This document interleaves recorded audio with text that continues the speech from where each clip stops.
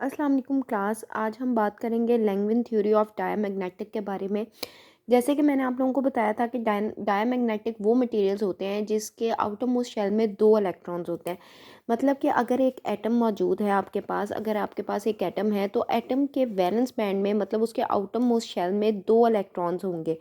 अब जब वो दो इलेक्ट्रॉन्स आउटर मोस्ट शेल में होंगे तो वो दो इलेक्ट्रॉन में एक इलेक्ट्रॉन जो है वो आपके पास पॉजिटिव जो है वो स्पिन करेगा और एक इलेक्ट्रॉन जो है वो नेगेटिव स्पिन की तरफ जाएगा। मतलब कि जैसे कि हमारे पास हम अर्थ की बात करते हैं तो हम कहते हैं कि अर्थ जो है वो सन के गिर्द जो है वो रिवॉल्व करती है। सन के गिर्द तो वो रिवॉल्व करती है लेकिन अर्थ अपने ही एक्सिस में जो है वो स्पिन भी करती है, बिल्कुल जस्ट लाइक इस तरह।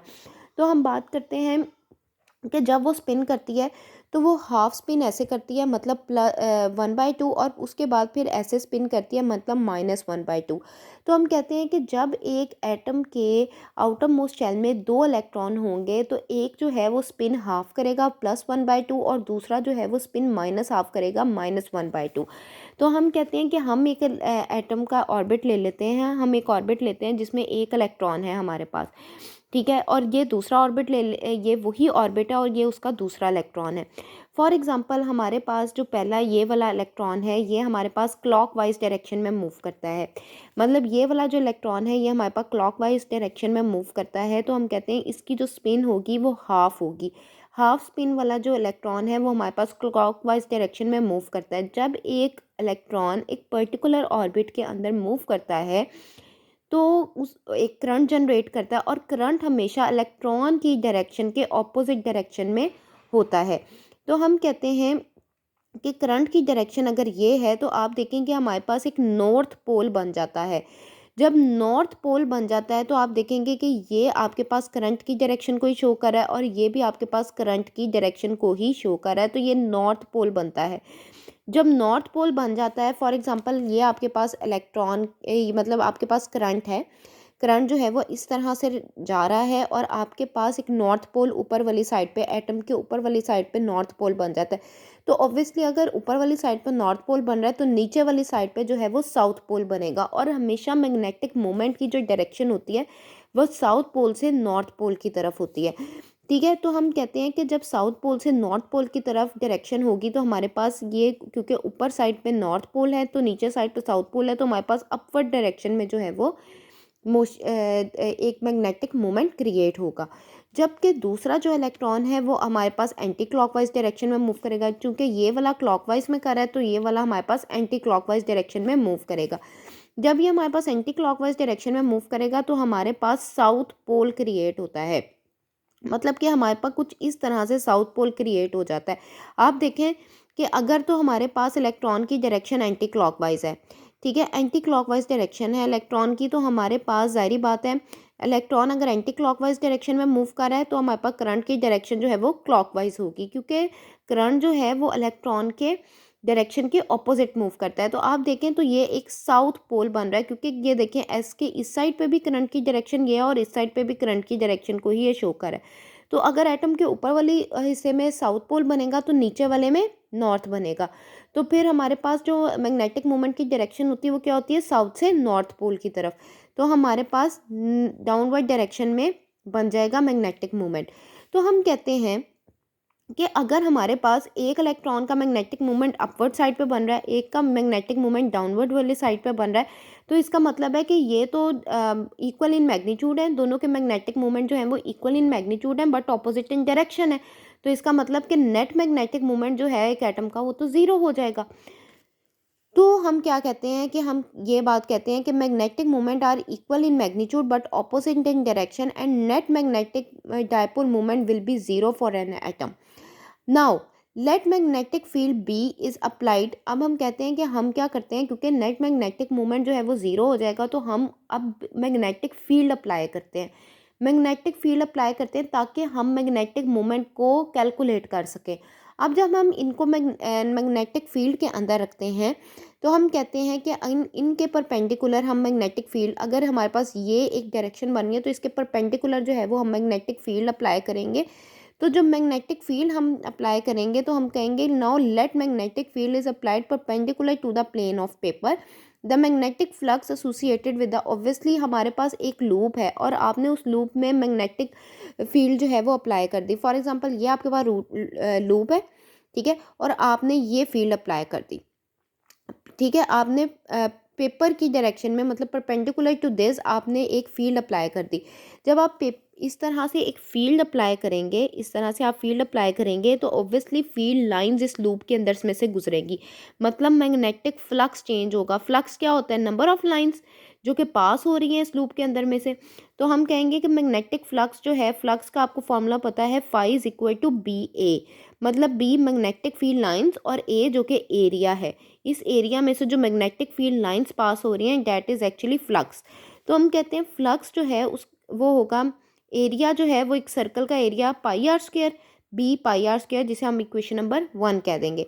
Due to changing magnetic flux in loop, जैसे जैसे मैग्नेटिक फ्लक्स इसमें से चेंज हो रहा है, मैग्नेटिक फील्ड लाइंस चेंज हो रही हैं, ठीक है, an induced EMF is developed. आपको पता है कि जब आपके पास लूप के अंदर से मैग्नेटिक फ्लक्स चेंज होता है तो आपके पास ईएमएफ इंड्यूस होती है। ईएमएफ हमेशा फ्लक्स को, अगर आपने मैग्नेटिक फील्ड इस डायरेक्शन में दी है तो ईएमएफ हमेशा ऑपोजिट डायरेक्शन में प्रोड्यूस होती है, ठीक है। तो जब ईएमएफ प्रोड्यूस होगी, जैसे कि लेंज लॉ जो होता है, मतलब मैग्नेटिक फ्लक्स चेंज होने से आपके पास ईएमएफ प्रोड्यूस होती है, और जो ईएमएफ प्रोड्यूस होती है वो मैग्नेटिक फील्ड लाइंस के ऑपोजिट डायरेक्शन में होती है, ठीक है। तो हम कहते हैं according to Faraday law E is equal to minus D phi over D T, मतलब change in flux over D T with time, और माइनस रिप्रेजेंट करता है कि जो ईएमएफ प्रोड्यूस हुई है फ्लक्स के चेंज होने से वो ऑपोजिट डायरेक्शन में है। अब हम कहते हैं यूजिंग 1 इन 2, अब 1 को हम 2 में पुट कर देते हैं, मतलब हमारे पास फाई की ये वैल्यू जो निकली है इसे हमने इक्वेशन नंबर 2 में पुट कर देना है। हमारे पास इस तरह से इक्वेशन निकल आएगी, E is equal to minus d over D t B pi r square, ठीक है। अब हम कहते हैं कि हमारे पास ये निकल आई। अब हम कहते हैं पाई आर स्क्वेयर को आपने इधर बाहर लिख दिया, D B by D T आ गया, इक्वेशन नंबर 3 कह दिया।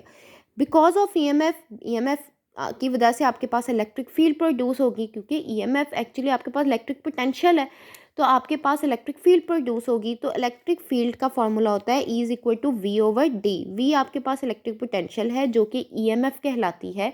ईएमएफ को ही आप इलेक्ट्रिक पोटेंशियल कहते हैं ना, मतलब एक बैटरी है जो कि इलेक्ट्रिक पोटेंशियल प्रोवाइड कर रही है, पोटेंशियल प्रोवाइड कर रही है किसी भी चीज़ को। तो वो आपके पास असल में ईएमएफ इंड्यूस कर रही होती है, इलेक्ट्रोमैग्नेटिक फोर्स दे रही होती है, चार्जेस को फोर्स दे रही होती है ताकि वो उस सर्किट में से मूव कर सकें।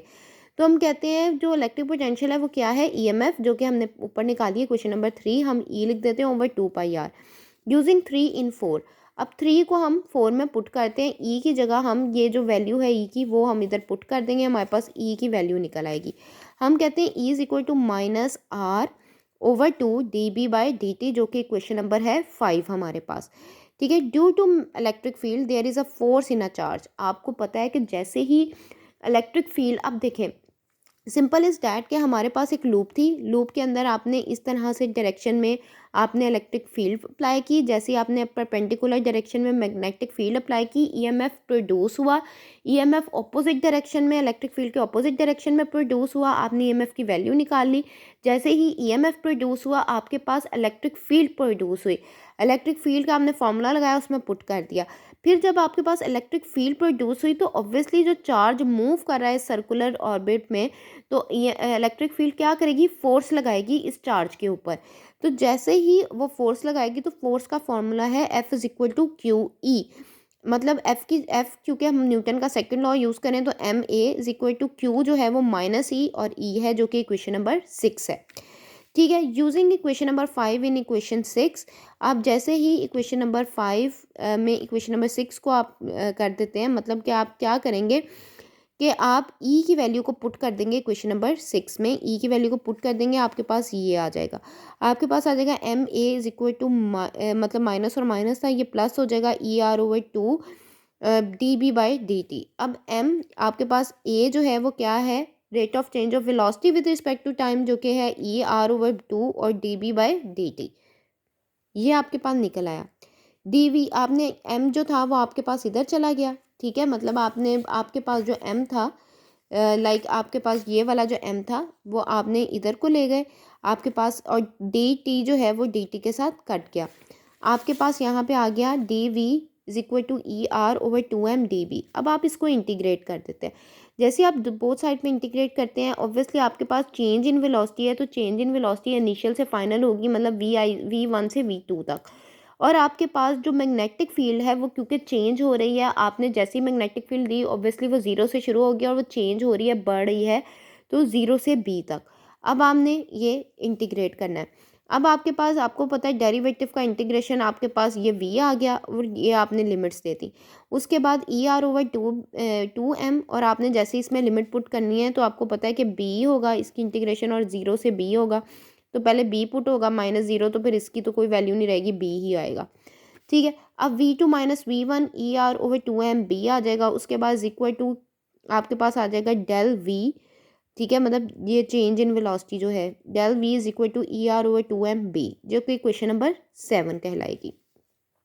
The magnetic dipole moment when one electron is revolving around the nucleus. अब हमारे पास, क्योंकि अब हम निकालने लगे हैं जी मैग्नेटिक मूवमेंट, अगर एक इलेक्ट्रॉन अराउंड द न्यूक्लियस जो है वो मूव कर रहा है, एक इलेक्ट्रॉन मूव कर रहा है, तो हम उसका मैग्नेटिक मूवमेंट फाइंड आउट करने लगे हैं, जो कि साउथ से नॉर्थ की तरफ को होता है। m इज इक्वल टू आई ए, या आप पढ़ चुके हैं कि आपके पास मैग्नेटिक मूवमेंट जो है वो इक्वल होता है करंट मल्टीप्लाई बाय एरिया के। अब करंट जो है वो होगा q over T, charge over time, और a आ जाएगा। अब आपके पास जो t होता है वो आपके पास टाइम पीरियड होता है। टाइम पीरियड का फॉर्मूला होता है डिस्टेंस ओवर स्पीड, जो कि होता है 2πr ओवर v। आपके पास आ जाएगा m is equal to minus E over, आपके पास क्योंकि आपने इलेक्ट्रॉन लिया है ना, तो ये माइनस ई है। अब आपके पास t जो है वो 2πr ओवर v आ जाएगा, जो कि ये है, और ये आपके पास एरिया आ जाएगा πr²। अब m is equal to minus E delta v, आपके पास ऊपर चला गया, r आ गया, क्योंकि πr के साथ πr ये कट जाएगा, ओवर 2 आ गया, इक्वेशन नंबर 8 आ गया। यूजिंग 7 इन 8, अब m आपने निकाल दिया। अब आपने जो 7 में आपके पास ये डेल्टा v की वैल्यू है, इसको आपने पुट कर देना। आप पुट कर देंगे, ठीक है, आपके पास इस तरह की फॉर्म आ जाएगी। ये वाली फॉर्म आपके पास बन जाएगी for one orbit, equation number 9। We are taking full atom, अब हम एक पूरा एटम ले रहे हैं। ठीक है, atom contain so many orbit that is randomly oriented. आपको पता है कि एक एटम है, उसमें सिर्फ एक ऑर्बिट थोड़ी होता है कि एक दो इलेक्ट्रॉन एक ही, उसमें बेतहाशा ऑर्बिट होते हैं एटम के अंदर। जब हम ऑर्बिट की बात करते हैं, या हम ये कह सकते हैं कि एक सब्सटेंस, जैसे हम कहते हैं ना डायमैग्नेटिक सब्सटेंस, तो एक सब्सटेंस में नंबर ऑफ एटम्स होते हैं, और नंबर ऑफ एटम्स में एक ऑर्बिट थोड़ी होगा, नंबर ऑफ एटम है तो नंबर ऑफ ऑर्बिट्स होंगे। उन सब ऑर्बिट्स को देखें तो वो ऑर्बिट्स इस तरह से ओरिएंटेड हुए होते हैं। अब अगर ये आपका न्यूक्लियस है फॉर एग्जांपल, तो आपके पास एक ये डिस्टेंस है, एक ये डिस्टेंस है, कि ये r1 है, r2 है, r3 है। अगर हमने नंबर ऑफ और मतलब ऑर्बिट हैं, अगर हम n नंबर ऑफ ऑर्बिट्स की बात करें, तो r जो है वो आपके पास इक्वल आएगा। मतलब अगर आप पूरे सब्सटेंस का r निकालते हैं तो r1 r2 rn तक ओवर n आएगा। तो हम कहते हैं कि अगर हम इनका स्क्वायर ले लें, मतलब r, आपको पता है कि आपके पास ये पोजीशन वेक्टर है, मतलब ये न्यूक्लियस से लेके कोई भी पार्टिकल अगर इधर मौजूद है तो यहाँ से यहाँ तक का पोजीशन वेक्टर है ये r। अगर हम एक ही ऑर्बिट को कंसीडर करते हैं, तो उस ऑर्बिट, ऑब्वियसली ऑर्बिट भी 3 एक्सिस में होगा, x में, y में, z में। अगर एक ऑर्बिट है, ये एक एटम का मैं ऑर्बिट लेती हूँ, ये एटम का ऑर्बिट भी 3 एक्सिस पे मुश्तमिल होगा, मतलब x पे, y पे और z एक्सिस पे। जब 3 ऑर्बिट में ये मुश्तमिल होगा, तो हम कहेंगे अगर हम r² पूरे सब्सटेंस का लें, जो कि पूरे सब्सटेंस में नंबर ऑफ एटम्स आते हैं उनका अगर हम लें, तो वो r² means x² plus y² plus z²। अब हम कहते हैं चूंकि हमारे पास एक एटम जो है वो एक स्फेरिकल होता है, तो हम स्फेरिकल सिमेट्रिकली हम कहते हैं कि हमारे पास अगर जितना x² होगा उतना ही y² होगा, उतना ही z² होगा, तीनों इक्वल होंगे। तो अगर हम सारे एटम्स का सिर्फ, अगर हम 3 एटम लेते हैं एक सब्सटेंस में से और तीनों एटम के सिर्फ x एक्सेस लेते हैं, तो x² plus x² plus x² आ जाता है। तो ये r² आता है इज इक्वल टू 3x², और x² अगर हम निकालें तो ये r² ओवर 3 आ जाता है, जिसे इक्वेशन नंबर 10 कह देते हैं हम। अब कहते हैं let magnetic field is applied along z axis. अब हम कहते हैं कि हमने एक एटम का ऑर्बिट ले लिया और उसके z एक्सिस पे मैग्नेटिक फील्ड अप्लाई कर दी, और x और y में, और यहाँ पे कोई इलेक्ट्रॉन पड़ा हुआ है जिसे हमने कैपिटल R के साथ पोजीशन वेक्टर के साथ रिप्रेजेंट कर दिया। ठीक है, यहाँ पे कोई इलेक्ट्रॉन पड़ा हुआ है जिसे हमने कैपिटल R के साथ पोजीशन वेक्टर ले लिया, ओरिजिन से यहाँ तक का फासला R। हमने कहा ये XY प्लेन में, अब जब आर का मैग्नीट्यूड आप लेंगे तो वो होता है r is equal to under root x square plus Y square. फिर जब आप इसमें से आर स्क्वेयर निकालेंगे तो आप इस दोनों तरफ अगर स्क्वेयर रूट मतलब ले लेंगे तो आपके पास ये तो स्क्वेयर दोनों तरफ स्क्वेयर लेंगे तो ये स्क्वेयर रूट खत्म हो जाएगा, R square is equal to x square plus Y square आ जाएगा ये। अब चूंकि वाई स्क्वेयर भी हमने कहा था कि इक्वल है एक्स स्क्वेयर के, तो हम यहाँ पे कहते हैं r square is equal to x square plus x square और ये आता है 2x स्क्वेयर। अब आपके पास जो एक्स स्क्वेयर की ये वैल्यू आपने 10 इक्वेशन में निकाली थी वो आप इधर पुट कर देंगे 11 में। जैसे ही आप 11 में पुट करेंगे तो आपके पास आर स्क्वेयर की वैल्यू आ जाएगी, r square is equal to 2 r² / 3।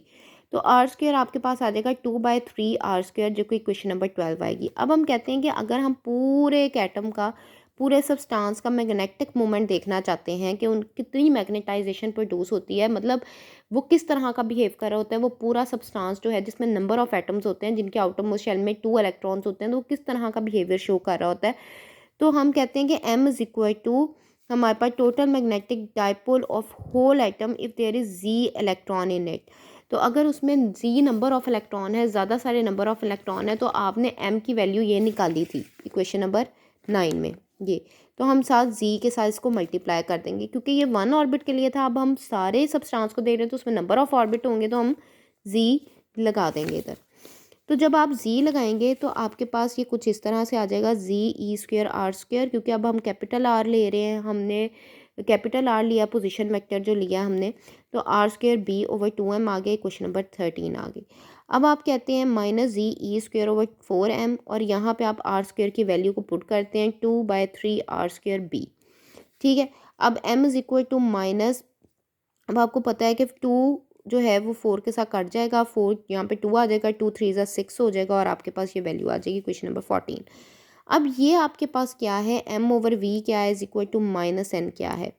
ये आपके पास जो है वो आपको ये बताता है, ये आपको बताता है इंटेंसिटी ऑफ मैग्नेटाइजेशन कि कितनी इंटेंसिटी थी, मतलब आपने मैग्नेटिक फील्ड अप्लाई की इस डायरेक्शन में, तो आपके पास अगर आगे मटेरियल पड़ा हुआ था तो मटेरियल में जो डाइपोल मोमेंट बन रहे थे, हर एटम का जो डाइपोल मोमेंट बन रहा था जब आपने मैग्नेटिक फील्ड अप्लाई किया तो वो किस तरह से इस तरह से मूव करके इस उसकी इंटेंसिटी क्या थी, मतलब कितने पार्टिकल जो हैं वो बिल्कुल अपोजिट डायरेक्शन में आ गए। क्योंकि आपको पता है डायमैग्नेटिक क्या होता है कि उसमें मैग्नेटाइजेशन ही नहीं होती। जैसे आप मैग्नेटिक फील्ड अप्लाई करते हैं वो मैग्नेटिक फील्ड उसके तमाम के तमाम जो एटम्स होते हैं वो मैग्नेटिक फील्ड के ऑपोजिट डायरेक्शन में अलाइन हो जाते हैं और उसको रिपेल करते हैं।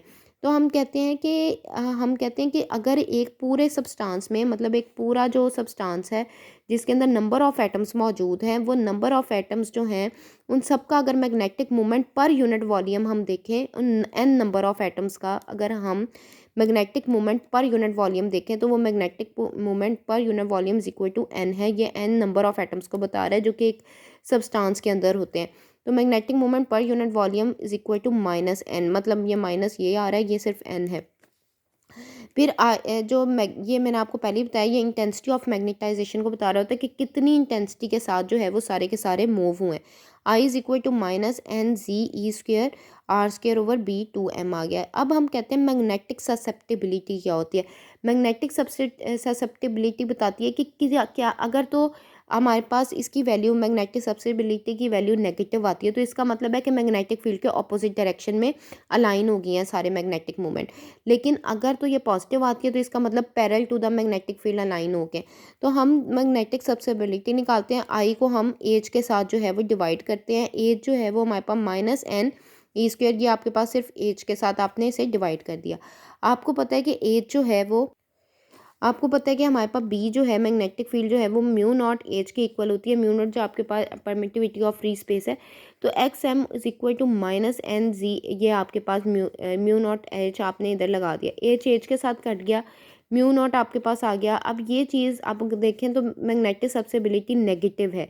इसका मतलब क्या है कि डायमैग्नेटिक सब्सटेंस की मैग्नेटिक ससेप्टिबिलिटी नेगेटिव है। इसका मतलब है कि ये मैग्नेटिक फील्ड अगर आप अप्लाई करते हैं तो जो एटम्स के मैग्नेटिक मोमेंट बने होते हैं वो सारे के सारे ऑपोजिट डायरेक्शन में अलाइन हो जाते हैं।